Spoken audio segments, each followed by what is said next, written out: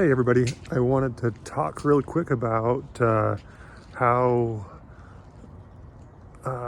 God helped me on this path that I didn't think I wanted to take and wasn't looking for, towards a more real relationship with Him, and give some kind of quick examples. But first, kind of just give you an idea of where I was before that. I've been a member of the Church of Jesus Christ of Latter-day Saints my whole life. It worked well.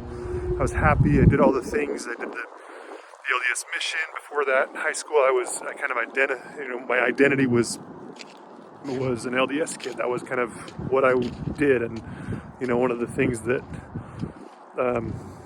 many know kind of sets Latter-day Saints apart is the fact that they don't drink alcohol, coffee, don't use tobacco, and I'd never tried any of that. And to this day, I still haven't done a lot of it.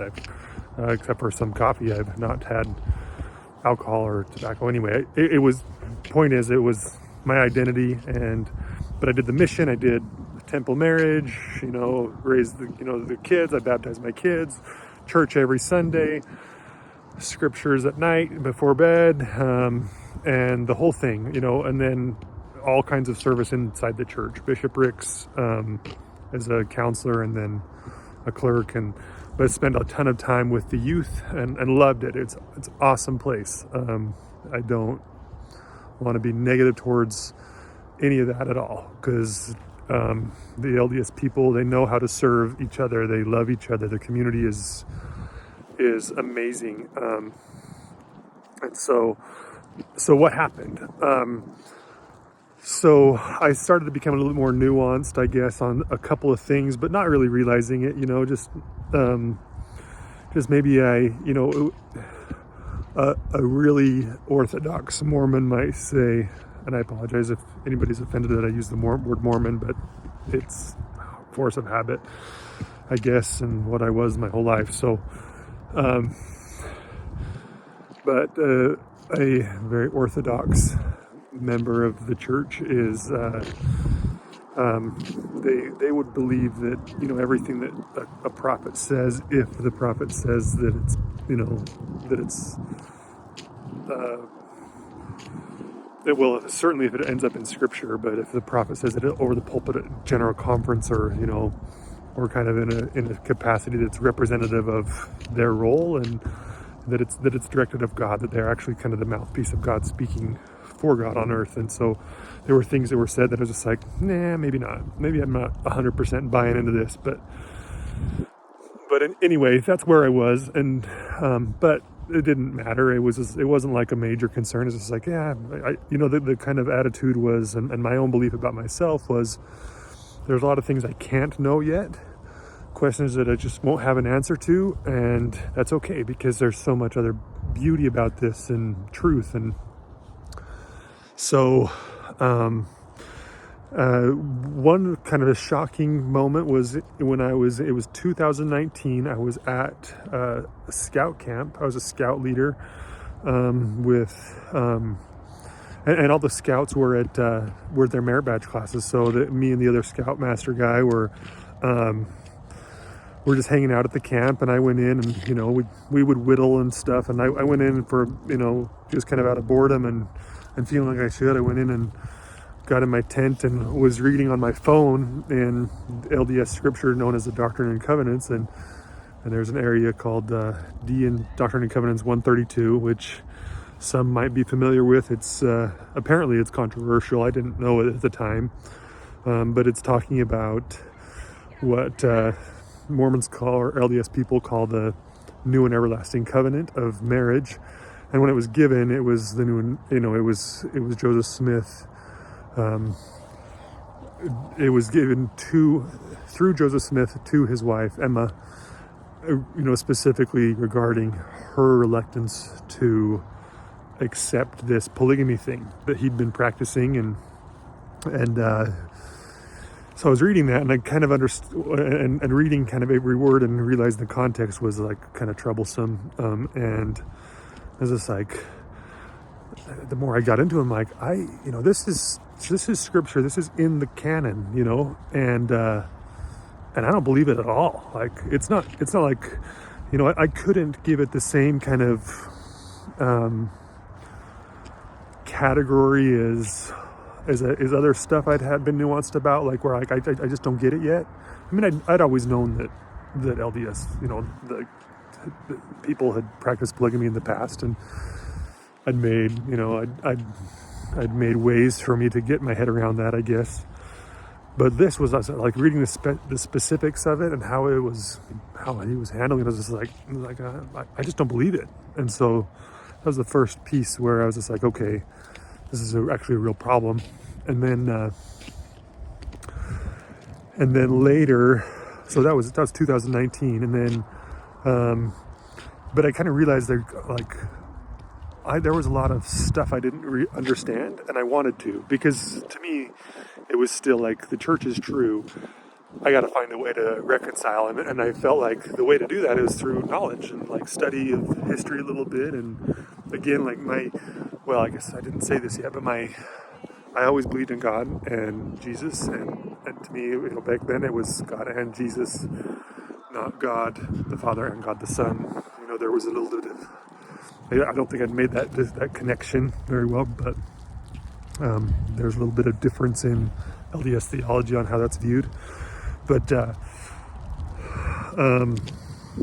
always believed in God, and he was like, that was a concrete piece of my faith, and that was due to a lot of things, I suppose, but personal experience, where I had felt very, very real sense of Jesus' forgiveness when I didn't deserve it, when I had made some mistakes in the past, and I won't get into all of that right now, but I knew God was real, and so I had full faith that, like, if I just studied, that I would be able to connect these dots where I hadn't, or at least I would, I wasn't afraid of studying, but I was afraid of studying sources that were not, recommended by the church or approved or whatever.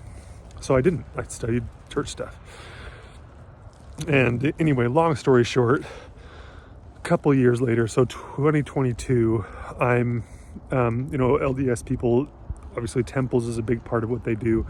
And in order to go in, you have to have an interview with your kind of ecclesiastical church leaders. And there's a couple, you go to your bishop, you're kind of the leader of your immediate congregation. And then the stake president, which is kind of like a level up. A stake has several congregations in it, and it's got a leadership kind of structure there. And so there's a stake presidency, and so I was meeting with the counselor and getting interviewed to renew my tempo recommend. And he asked me about, I answered all the questions honestly. Like, yeah, at this point I still believed in Joseph Smith and the Restoration and all the other things, and I was, qualified to get the tempo recommend. But he kind of, one of the last questions is there anything else, kind of thing. And I said, President, other, worthiness wise, that's a big piece of it. There's nothing, there are no major sins, but as far as just where I am with my faith and my testimony was, I don't believe in polygamy. I don't, I told him about my experience at scout camp, and I said, I just don't, it's not that I don't, that I'm struggling with it. I'm not trying to believe it in anymore. I don't believe in it. I think it was a mistake. And I think I was about that blunt.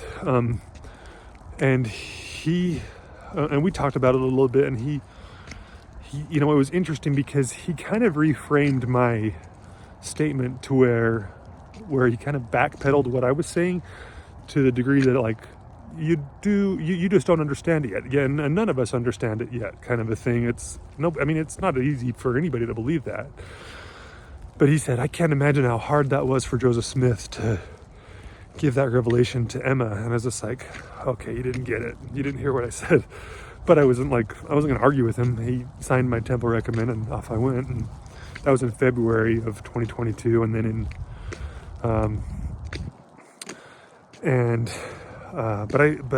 I continued to learn, and between that time and then come like May, I was really starting to the cracks were forming, and still really struggling and with some ideas and learning a ton of church history and in that time though, I had also maybe probably the year before, I had been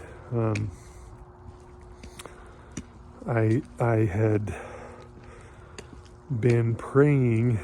I was at work and I had prayed to know, or just because I didn't feel like my relationship with God was solid. I felt like I was doing all the right things, but the relationship wasn't there. Like, it was really hard to pray anything but the same thing every time, like my checklist prayer that was so empty, and I felt almost actually guilty when I would say it, and so I wouldn't say it when I was by myself, but when it was time to pray as a family, all right, I got one here, but there was it wasn't like there was anybody on the other end, and I knew it was a problem with me, not with God. And so I was praying to fix that, and I got the impression, read the New Testament as a child. And so I started to do that in that, the time leading up to that Temple Recommend interview and after. So by May, it was, things were, falling apart, but I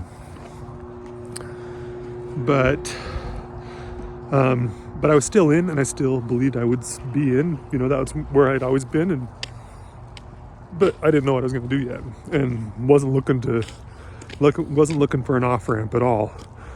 And then one day I get a call.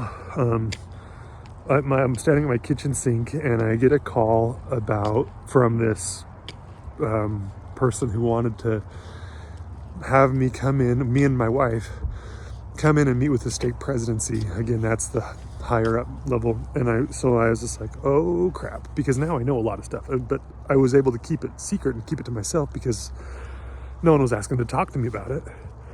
But I'm like, crap, this is it. I can't go in there and pretend I don't know this stuff or pretend I believe it, because what it ultimately meant was that I was going to be getting an assignment, a calling to do something where, if it's a stake person who calls you at that higher level, if you get called in the way I was, it's pretty well known, you're going to be serving in some leadership capacity, which means you're going to be speaking and doing things. So that was oh boy. And we're at almost 13 minutes, so I'm going to pause this, and then I'm going to tell how that meeting went on this next one.